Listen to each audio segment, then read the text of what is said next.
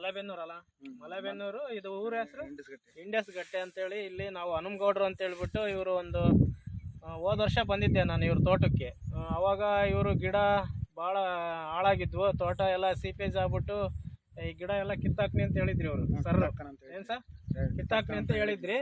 ಈ ಗಿಡ ಬರಲ್ಲ, ಬೇರೆ ಬೇರೆ ಕಂಪ್ನಿ ಎಲ್ಲ ಅಮೃತ್ ಆರ್ಗಾನಿಕ್, ಗ್ರೀನ್ ಪ್ಲಾನೆಟ್ ಮತ್ತೆ ಯಾವ್ಯಾವ ಎಸ್ಟೇಜು ಏನೇನೋ ಬಳಸಿದ್ದೀನಿ.